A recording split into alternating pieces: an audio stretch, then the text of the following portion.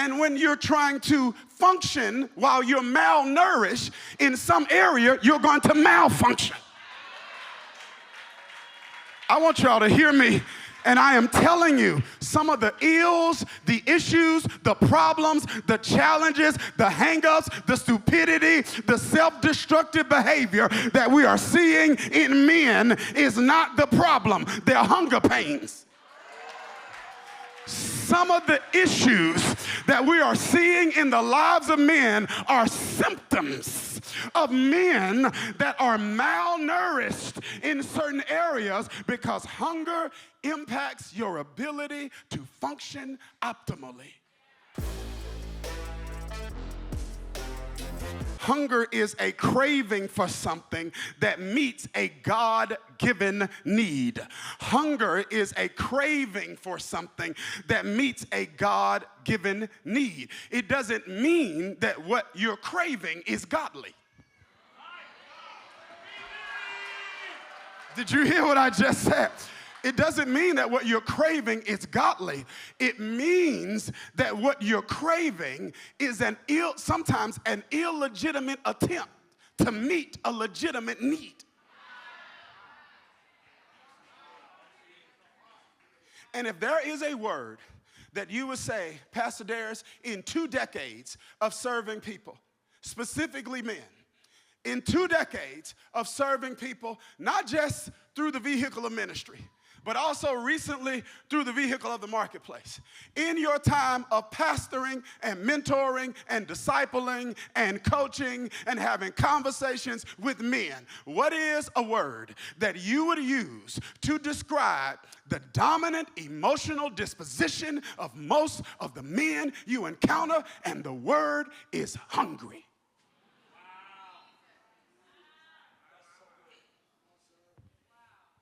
Hungry. Hungry, hungry. And not all men are hungry because they're malfunctioning. Some men are hungry because we're malnourished. It's getting a little tight already. Some of us are hungry because our needs are treated like preferences. Some of us are hungry. Did you hear what I just said? Some of us are hungry because we have somehow came up with an unbiblical ideology of masculinity that says my strength is revealed in my ability to go without what God created me to need. So somehow being a man means being happy, being miserable. I should have did this one online, Marcus. Did you? Be a man. Somehow, masculinity has been conflated. Has been conflated with misery. As a man, now I'm not talking about man-created needs. I'm not talking about lasciviousness. I'm not talking about excessiveness. I'm not talking about craziness. I'm not talking about something that is a preference that a man is calling a need. I'm talking about God-given needs. I'm getting ready to share. There are 10 of them that you need. And when you're trying to function while you're malnourished in some area, you're going to malfunction. I want y'all to hear me. And I am telling you, some of the ills, the issues, the problems, the challenges, the hangups, the stupidity, the self-destructive behavior that we are seeing in men is not the problem. They're hunger pains. Some of the issues that we are seeing in the lives of men are symptoms of men that are malnourished in certain areas because hunger impacts your ability to function optimally.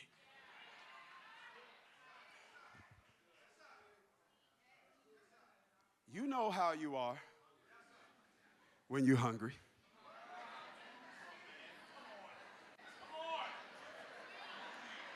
You know you're not your best attitudinally when you're hungry. You're not the most patient person. You at the restaurant and you like, where the food at? Why they taking so long with my food?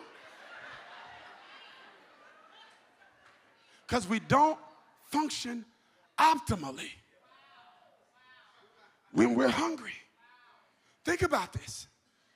Hunger impacts a number of things. One of the things that hunger impacts is focus. It's hard to focus when you're hungry. Man, early in ministry, we used to go to all these like conferences and stuff where you're learning leadership and learning church strategy and all that stuff. We'd be in sessions all day, and I'd be sitting there, and that person could be as anointed as Jesus. But after a certain amount of time, I'm hungry. It's like, you got a word, but he needs to hurry up. I was looking for one of them old church mothers who got some of the butterscotch in their purse. It's like,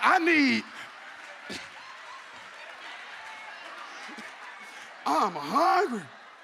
I remember growing up in church, we had long church growing up. Hey, I'm talking about long church growing up. Jesus, it was long church growing up. And then I used to want to be a preacher because I look up, I grew up in a church where they had the throne chairs. And the preacher sat in the highest chair. And they had church nurses that had no medical training.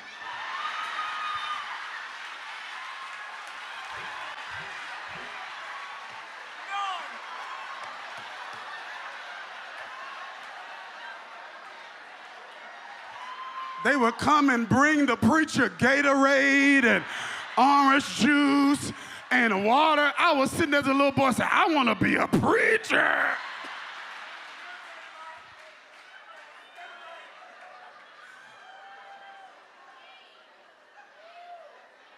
It's hard to focus when you're hungry.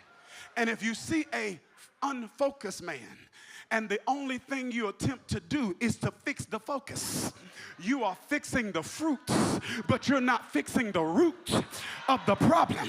You don't fix some men's focus simply by fixing some men's focus, because sometimes the inability to focus is evidence that that's a hungry man. He is unclear on his assignment, so he's hungry for validation. He's hungry for affirmation, so he's jumping from career to career to career. You an engineer, now you a rapper. And now y'all not talking to me. Now you go from a rapper, now you a producer. Now you go from a producer to a rapper. What do you want to do with your life? And we say things like, he's unclear, he's inconsistent, he don't know what he wants out of life. He's hungry. And he's looking for something that makes him feel like something. I'm going to say that one more time. He's looking for something that makes him feel like something. So he will pursue things he's not even called to because it fills a void that's not being ministered to.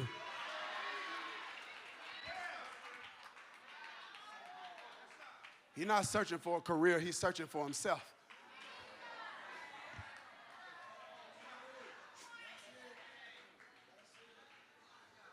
Unsatisfied. No promotion is ever enough.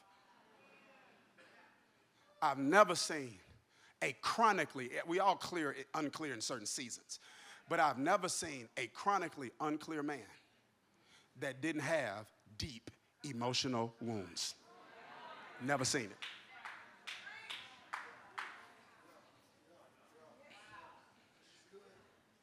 It affects your focus. Hunger affects not just our focus, it affects our fortitude. I don't know, because this is just the first lesson in this, and we still getting to know each other. Just kind of, Jerz, I know y'all, but after pandemic, some of y'all, you knew too, so we all kind of get ready to know each other. So I'm kind of, maybe by the third lesson, we really going to be all the way there. But I at least, I can't commit ministry malpractice and not address this. See, fortitude comes from the Latin word fortis, which means strong. Fortitude is strength of mind. When hunger walk in, strength walk out. Come on now, anybody that has ever tried to stay on any type of eating regimen.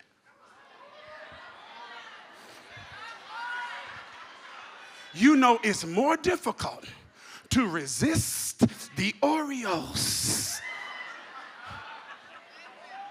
Come on, it is more difficult to resist what you don't need when you're hungry. I'm going to say that one more time. It is more difficult to resist what you don't need when you're hungry. Things I normally wouldn't eat when I'm full, or things I become open to when I'm hungry, because hunger wears down your resistance, and hunger makes things that will kill you eventually attractive to you momentarily. Y'all aren't talking to me. And whenever you see a man engaging in chronic self-sabotaging behavior, why do you keep doing what's killing you? You better hear this here. You better catch this now, because sometimes the thing that's killing you is feeding you.